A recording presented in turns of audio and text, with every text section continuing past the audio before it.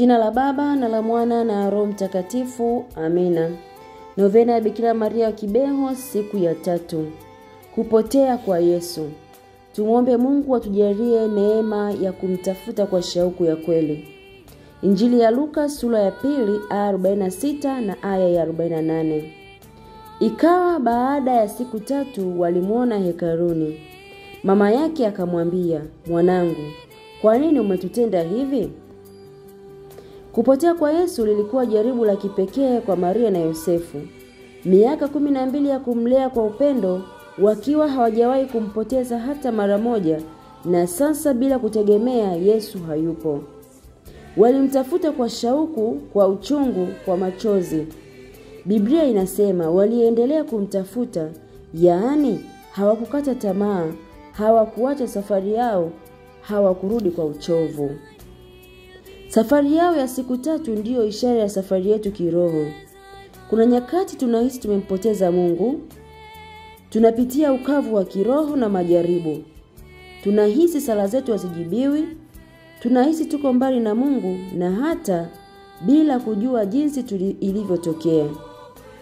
Lakini ujumbe wa tukio hili ni mmoja: usikate tamaa ukimtafuta Mungu. Yesu hakuwa amepotea, alikuwapo, lakini si mahali walipotegemea. Mara nyingi ndivyo ilivyo katika maisha yetu.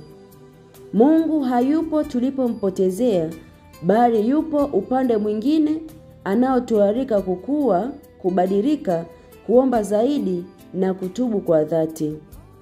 Mtakatifu Agustino anasema, "Umetuumba kwa ajili yako, Ee Mungu, na mioyo yetu haipumziki mpaka tutakapofika kwako." Maria alipoendelea kumtafuta Yesu, alikuwa akitafuta si mtoto wake wa mwili, bali neno la Mungu. Leo tujiulize, ninapompoteza Mungu kwa dhambi, je, ninamtafuta kwa bidii kupitia sakramenti ya kitubio? Ninapokosa ari ya sala, je, ninajilazimisha kusali? Ninapopitia mawingu ya kiroho, je, ninajifungia au ninamtafuta Mungu zaidi? Mama wa Kibeho anatuambia, "Mrudieni Mungu kwa mioyo yenu yote, msiwe baridi katika imani." Kutafuta kwa siku 3 kulimrejesha Maria kwa Yesu. Hivyo hivyo, kutafuta kwetu kwa bidii kutatuweka tena amani mioyoni mwetu. Mungu hapotei, sisi tunapotea. Lakini tukimtafuta kwa moyo, tutajikuta tuko karibu naye kuliko tunavyodhani. Tuombe.